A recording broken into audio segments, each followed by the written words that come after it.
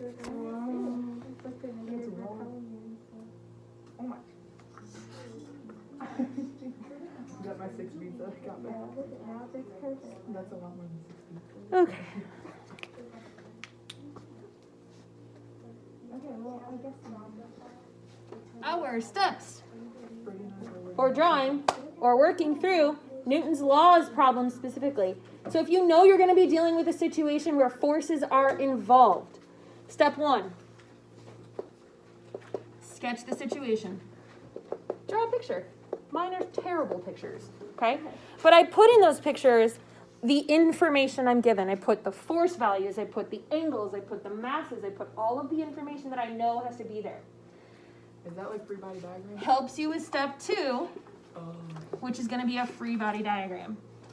Free bonding.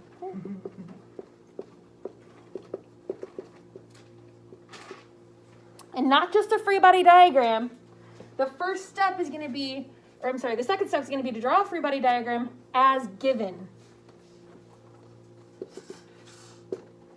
Then, second part of step 2, reorient the free body diagram. Okay? So in this one, if we had the situation with the skier on the hill, we would draw the free body diagram as the situation is given. Then we would reorient the free body diagram by turning it. We want all forces on the x or y axes. Okay, so if we turn this however many degrees,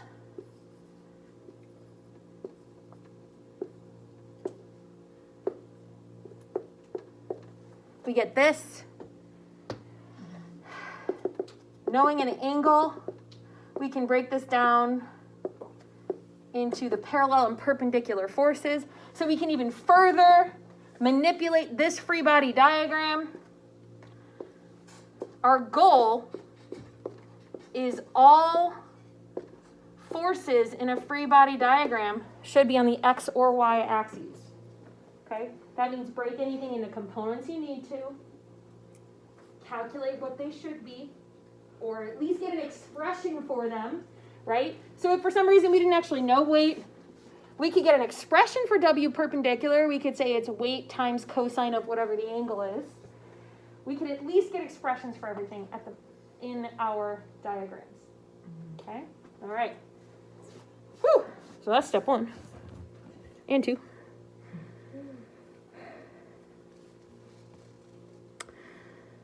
Step 3 is going to be remember and apply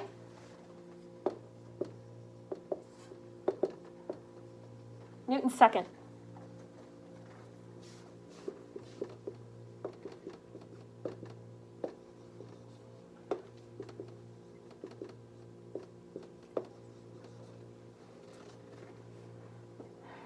Remember and apply Newton's second law. So we can draw the first part of Newton's second law. Then we can also write the expression using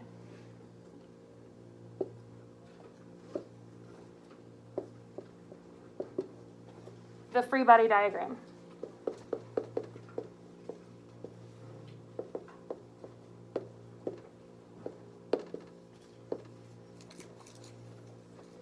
So for F net x on my diagram over here, I would do things to the right minus things to the left. I would do for y, things up minus things down. Okay? So that's remember and apply Newton's second law. Yes? for step 2, how do you know that it's not like going to just start off as your typical like free body? It might. I just mean that if you're given, so get your free body diagram as given. If you need to, then reorient it. Like how would you know? If you're given something on an angle. On an angle. That's typically the major indicator that something's not pointing in So the right if on direction. an angle, you can kind of assume that you're gonna have a W parallel and W. Not necessarily W. Remember, yesterday we had two F's. You remember that? Yeah. So not necessarily, no. If you're given some force that's on an angle, you have to do components of that force. Guaranteed. So then, how would you like work that into number 3 then? Like that. So if we had something like this, we would break it down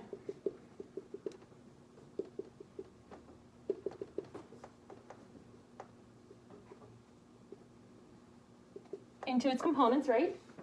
And then our diagram would have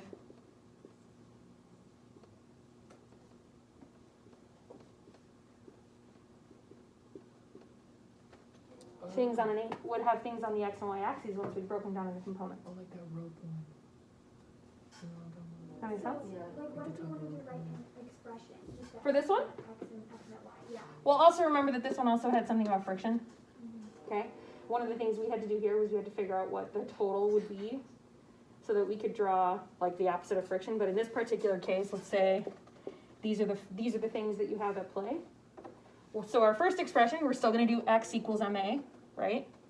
And then we're going to do anything to the right, add it together, minus anything to the left.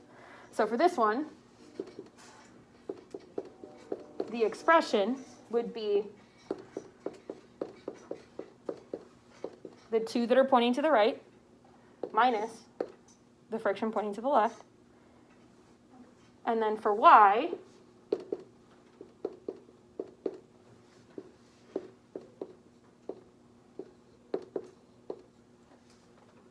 up minus down. Does that make sense? Kind of, sort of? Okay. From there, okay, so let's say we got this far. We have to apply Newton's second law. We can't just say it equals ma, because remember, sometimes it's not going to equal m times a. Sometimes there is no acceleration. In that case, if something is constant or not moving, what does F equal? 0. F net equals 0. So that's going to be step 4.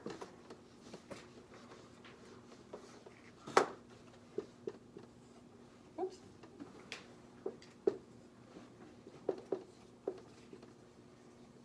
Apply conditions and solve.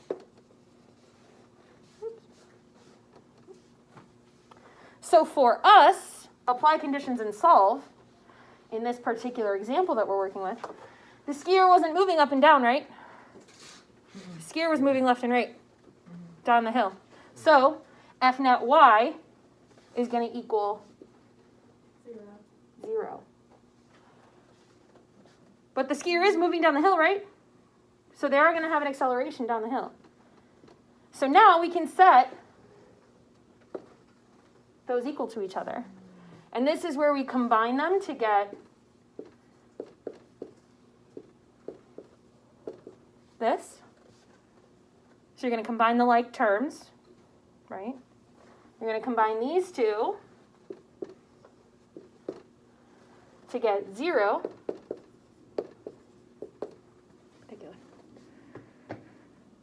This is just an example. I'm just using this as an example. Your situation will be different every time, right? Because we're working with Newton's second law. Okay, yes? Will x ever be like 0? Like the f net x? Like if it's not moving left or right? Yeah. It would be situational dependent. Yeah. Do we have a quiz before final? No. It's just on your final exam. All the stuff that we've done is just rolled into your final exam. Good question. We'll start reviewing probably Friday. Formally in class. Okay. So, what are some other things that can be thrown in here?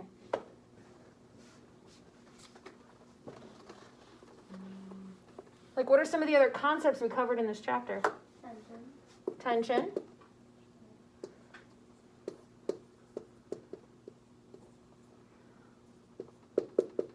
Depending on the situation, right? So could tension be one of the forces that we have to deal with in our free body diagram? Absolutely. It would just take the place of normal for the most part. Okay, so keep that in mind. We know W is mg. Friction can come into play. Remember, it always opposes motion, so it goes the opposite direction of whatever direction your object is accelerating or moving. Okay. Let's do some more practice problems.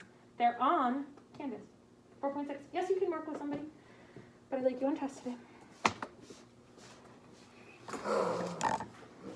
4.6.